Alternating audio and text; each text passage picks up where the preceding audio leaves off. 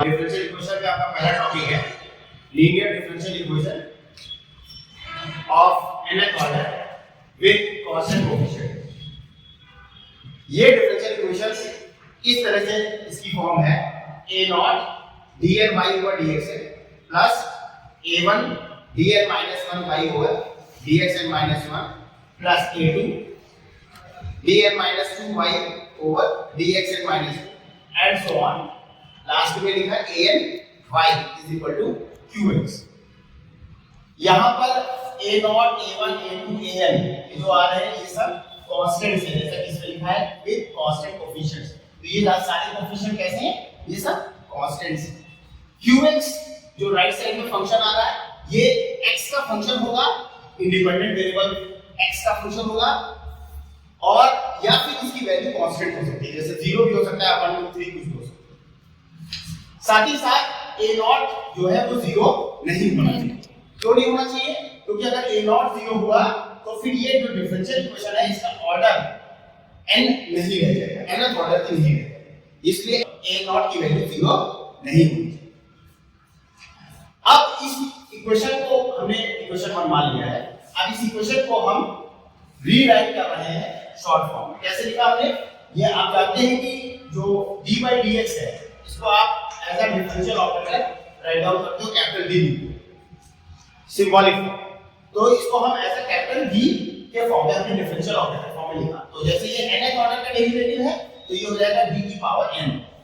y ऐसे लिखिए, फिर d की पावर n-1 ओवर dx की पावर n-1, इसको लिख लिया हमने d की power n-1 and so on. ऐसे ही चलते हुए आगे हम लास्ट में a and y एडिटिव रहेगा qx। अब इसमें आप देखेंगे तो LHS में y कॉमन था तो हमने y को कॉमन निकाला, y कॉमन आ गया। अब हमारे पास LHS में ये एक पॉलिनोमियल बचा है d की पावर n। अगर आप देखें तो d की पावर n है, d की पावर -1 है, n-2, तो ये पॉलिनोमियल है d में। तो इसको हम शॉर्ट फॉर्म में लिख सकते हैं f ऑफ d। जैसे अगर आपको याद होगा तो हम x के पॉलिनोमियल को लिखते थे तो कुछ इस तरह से हम लोग लिखा करते थे। क्या लिखते थे? px बराबर ऐसे लिखा हुआ है x = √1। तो इसको एक सिंबॉलिक नोटेशन ले लिया कि ये पॉलिनोमियल है x का, और उसको हमने लिखा p ऑफ x के फॉर्म। ठीक है? तो वैसे ही ये भी एक d का पॉलिनोमियल है, इसको हमने लिख लिया f of d short form में into y as it is था, y ऐसे रहा बराबर qx। तो जो इक्वेशन 1 है स्टैंडर्ड फॉर्म में इतनी बड़ी होती है उसको हम लोग समराइज करके छोटा करके इस तरह से लिख सकते हैं। इक्वेशन नंबर 2 आ गई। ठीक है? इसको हमने मान लिया इक्वेशन 2। अब हमारा ऑब्जेक्टिव है कि इस तरह की जो डिफरेंशियल इक्वेशन है उसका सॉल्यूशन कैसे निकलेगा, हम इसका सॉल्यूशन निकालना चाहते हैं। तो इस तरह की इक्वेशन का जो सॉल्यूशन होता है, कंप्लीट सॉल्यूशन, वो दिया जाता है y बराबर cf प्लस pi। cf क्या है? यहां पर cf की वैल्यू है, cf मतलब है कॉम्प्लीमेंट्री फंक्शन, और pi क्या है? pi का मतलब होता है पर्टिकुलर इंटीग्रल। तो अगर cf और pi निकाल देते हैं तो इस डिफरेंशियल इक्वेशन का 2 बोले या 1 बोले उसका सॉल्यूशन आएगा complete solution y cf plus pi। अब इधर आ जाते हैं लोग। अब हम बात करने जा रहे हैं कि cf और pi, जैसा कि दो टॉपिक हमको उसमें कवर करने हैं, cf क्या है और pi। पहला कॉम्प्लीमेंट्री फंक्शन क्या है? तो कॉम्प्लीमेंट्री फंक्शन हमारे लिए इक्वेशन नंबर 2 मैंने लिखी थी ft of y qx, उसी में मैंने आपको बताया कि अगर qx को 0 कर दिया जाए, qx अगर 0 हो जाए तो ft of y 0, ये जो इक्वेशन बनी इसका जो सॉल्यूशन है इसी को बोलते हैं कॉम्प्लीमेंट्री फंक्शन cf। किस डिफरेंशियल इक्वेशन का सॉल्यूशन? जो इक्वेशन 1 या 2 मैंने बताई है आपको, उसका राइट साइड जब 0 हो q की वैल्यू 0 तो इसका सॉल्यूशन कहलाता है कॉम्प्लीमेंट्री फंक्शन। अब कैसे निकाला जाता है कॉम्प्लीमेंट्री फंक्शन, तो उसके कुछ स्टेप्स हैं, उसको हम देख लेते हैं। तो पहला स्टेप फॉर फाइंडिंग cf, पहला स्टेप है हम क्या करेंगे, सबसे पहले ऑक्सिलरी इक्वेशन लिखते हैं। ऑक्सिलरी इक्वेशन क्या होती है? इस इक्वेशन के लिए, डिफरेंशियल इक्वेशन के लिए ऑक्सिलरी इक्वेशन कैसे लिखेंगे? हम d को n से रिप्लेस करेंगे, y को छोड़ देंगे, y नहीं लिखना है, इक्वल टू 0 लिखेंगे। तो हमने d की जगह रखा m और y को छोड़ दिया, इक्वल टू 0 लिख दिया। अब ये जो f of m equal to 0 आया, ये आपकी एक m में कोई इक्वेशन बनेगी, आपकी क्वाड्रेटिक हो सकती है, क्यूबिक हो सकती है, कितने को डिग्री की बन सकती है। तो उसका हमको सॉल्यूशन निकालना, मतलब उसके हम रूट्स फाइंड करेंगे। तो रूट्स निकालने के लिए क्या करेंगे? अब सबसे पहले मान लेता हूं मैं कि जो हमारी इक्वेशन है ये मान लेता हूं 4 डिग्री, अगर ये 4 डिग्री की जितने डिग्री की इक्वेशन होगी उसके उतने रूट्स निकलेंगे। तो अगर ये 4 डिग्री की इक्वेशन है यानी m की पावर 4 में है तो इसके 4 रूट्स आएंगे। कौन कौन से होंगे? मान लिया मैंने m1 m2 m3 m4 ये 4 रूट्स इसके आ रहे हैं। पहला केस क्या बनता है कि जो हमारे रूट्स हैं वो चारों अलग-अलग हैं, मतलब डिफरेंट हैं और साथ ही साथ क्या है? रियल। तो roots are real and distinct. अगर ऐसा केस बनता है कि रूट्स हमारे वास्तविक हैं और अलग-अलग हैं, चारों अलग-अलग रूट्स हैं, तो हम कैसे CF लिखते हैं? CF लिखने का तरीका क्या है? C1 e raised to the power m1x plus C2 e raised to the power m2x plus C3 e raised to the power m3x and so on। तो जितने भी रूट्स हैं वो ऐसे ही आपकी एक कांस्टेंट लगेगा हर एक रूट के करेस्पॉन्डिंग और e की पावर में x के साथ में उस रूट को लिखा जाएगा। सेकंड, अगर जो रूट्स है वो आपके वास्तविक हैं और साथ ही साथ बराबर हैं, रियल भी है और इक्वल भी है, तो उस केस में क्या करना है?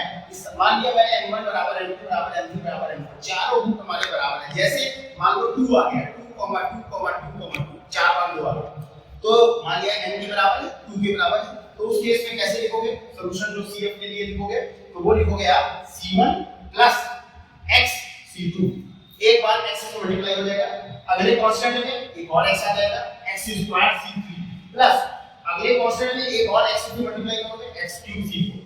चार रूट से चार कांस्टेंट आएगा arbitrary C1 C2 C3 C4, जैसे कि पहले केस में भी 4 ही है C1 C2 C3 C4 similar. तो जितने रूट आते हैं उतने ही कांस्टेंट आर्बिट्रेरी हमारे इसमें CF में आपको दिखेंगे। और लास्ट में e की पावर mx एक बार लिखा जाएगा, जो जैसे अगर 2 है तो e की पावर 2x। केस थर्ड हमारा है जब हमारे रूट्स इमेजिनरी हैं, जैसे मान लिया एक पेयर ऑफ रूट आ रहा है alpha plus minus sign beta और दूसरा पेयर ऑफ रूट आ रहा है delta plus minus sign gamma. तो उस केस में कैसे CF लिखेंगे हम? तो CF लिखने का तरीका ये है कि जो रियल पार्ट है रूट का, जैसे कि अल्फा है, तो वो e to the power x के साथ मल्टीप्लाई हो जाएगा e to the power alpha x, और ब्रैकेट में जो इमेजिनरी पार्ट है i के साथ में क्या है? बीटा, तो बीटा जाएगा cos और sin के साथ, ब्रैकेट के अंदर में कैसे लिखेंगे? C1 cos beta x plus C2 sin beta x plus, अब इसी तरह से दूसरा फैक्टर है delta plus minus i gamma, इसको भी ऐसे लिखा जाएगा। तो इसका रियल पार्ट है delta e to the power delta x, bracket में चलेंगे C3 cos gamma x plus C4 sin gamma x। तो इस तरह से ये आपका कंप्लीट हो गया इसका CF। हमारे पास टोटल 4 रूट थे, 2 पेयर, एक पेयर ये और दूसरा ये, तो 4 रूट के हिसाब से इसको ऐसे लिखा। नाउ केस 4 क्या कह रहा है कि रूट जो है वो इमेजिनरी है, साथ ही साथ कैसे है? बराबर है। तो अगर यही root same alpha plus minus i beta एक बार और आ जाता, जैसे alpha plus minus i beta एक बार आया, दोबारा फिर आ रहा है alpha plus minus i beta, तो टोटल 4 रूट है लेकिन पेयर 2 है। पहला पेयर ये है, दूसरा pair alpha plus minus i beta ये, तो टोटल हमारे पास 4 रूट है और रिपीटिशन हो रहा है 2 बार, पहले पेयर का रिपीटिशन दोबारा होगा। आप कैसे लिखोगे? तो जैसे मैंने केस आपको 2 में बताया था कि अगर रिपीटिशन होगा तो कैसे करना है, तो यहाँ पे हमारे पास रिपीटिशन 2 बार हुआ है, तो कैसे लिखोगे?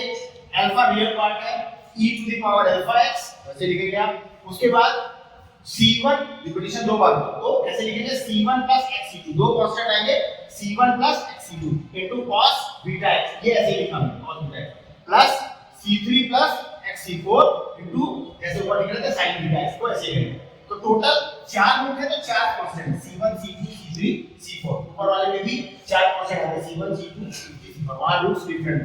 इरेशनल रूट आपका कैसा होता है? ऐसा होता है alpha plus minus root beta, जैसे 2 प्लस माइनस रूट 3 या 4 प्लस माइनस रूट 5 ऐसे करते हैं। तो मान लो यहाँ पे 4 रूट हमारे पास इरेशनल है, दो पेयर में आएंगे ये भी alpha plus minus root beta और delta plus minus root gamma, तो इसको हमने ऐसे लिख लेना है। ये लगभग सिमिलर रहता है, बस चेंज कहां पे आएगा? यहाँ cos बीटा x लिख रहे थे, यहाँ हो जाएगा cos, यहाँ हाइपरबोलिक फंक्शन आएगा, तो cos hyperbolic root beta x, क्योंकि यहाँ पर रूट बीटा है, i तो है नहीं, रूट बीटा, तो x के साथ में रूट बीटा रहेगा और हाइपरबोलिक फंक्शन यूज होगा, तो cos hyperbolic root beta x plus c2 sin hyperbolic root beta x। तो ये हो गया पहले पेयर के लिए। दूसरा पेयर है delta plus minus root gamma, तो उसके लिए e की power real part delta e to the power delta x, और ब्रैकेट में फिर वैसे ही दो कांस्टेंट यूज हो गए c1 c2 तो अब आएगा C3, फिर से वही cos हाइपरबोलिक, अब की बार रूट गामा है तो root gamma into x plus C4 sin hyperbolic root gamma into x। इस तरह से हमारा ये केस फाइन हो गया। और केस 6 में क्या हो जाएगा, अगर यही रूट रिपीट कर जाता alpha plus minus root beta दो बार आ जाता तो बिल्कुल वैसे ही करना है जैसे इमेजिनरी में रूट रिपीट हुए थे तो हमने किया था। बस चेंज कहां पे आएगा, यहां पे cos बीटा की जगह पर जैसे हमने यहां पे किया है cos hyperbolic root beta x, तो वैसे होगा e की पावर अल्फा x रिपीट दो बार हुआ है रिपीटिशन तो c1 plus x2 cos hyperbolic root beta x plus अगली बार sin hyperbolic root beta x के साथ में दो कांस्टेंट और c3 plus xc4 जो क्योंकि दो बार रिपीट हुआ। अगर तीन बार होता रिपीट यही तीन बार तो c1 plus xc2 प्लस इसके बाद एक टर्म और आता है x स्क्वायर c3, तीन वहां पे कांस्टेंट हो जाते हैं और तीन यहां आते हैं तो यहां पे आता c4 plus x c5 plus x square c6। तो दिस इज हाउ ये आपके सारे आपने 6 केसेस देख लिए हैं, इनको आपको थोड़ा सा प्रिपेयर करना है, इनके ऊपर भी कुछ एग्जांपल्स मैं आगे